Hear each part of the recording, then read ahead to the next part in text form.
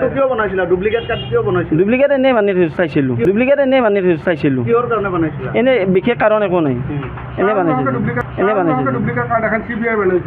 মানে কাৰ্ডখনতো ওলোৱা নাই না, এনেই বানাইহে চাইছিলোঁ কম্পিউটাৰত। ফোন কৰিলোঁ। ক'ত ঘৰ? কি নাম? মই হৰিপুৰত। মোৰ নাম লক্ষ্মণ বৰুৱা। পিষ্টল লৈ কি কৰিলা? এনেই ইয়াৰ গান এইটো জাষ্ট ভিডিঅ' চিডিঅ' বনোৱাৰ কাৰণে আছিল। এই বৰুৱা নামৰ ল'ৰাজনৰ পৰা আমি এই মোবাইলৰ পৰা আপোনালোকে দেখা পাব, এইটো এটা দীঘল বৰৰ ফটো। তেওঁৰ মোবাইলৰ পৰা ইতিমধ্যে উদ্ধাৰ হৈছে এই ভুৱা এপইণ্টমেণ্ট লেটাৰ। হোৱাটছআপত তেওঁৰ গোটেইবিলাক আমি প্ৰত্যক্ষ কৰিছোঁ। এইটো হৈছে এপইণ্টমেণ্ট লেটাৰ। এইটো DGPৰ এইবিলাক মানে কাগজ এইবিলাক তেওঁ নিজকে DGP বুলি মানে অৱগত কৰিছে। এইটো CID আছে, এইফালে নিজকে CID বুলি তেওঁ প্ৰতিপন্ন কৰে। আল্টিমেটলি এনেকুৱা ভুৱা ব্যক্তিয়ে আমাৰ গোটেই সমষ্টিটোৰ আচলতে এটা আমি কলুষিত কৰা বুলি আমি ভাবোঁ।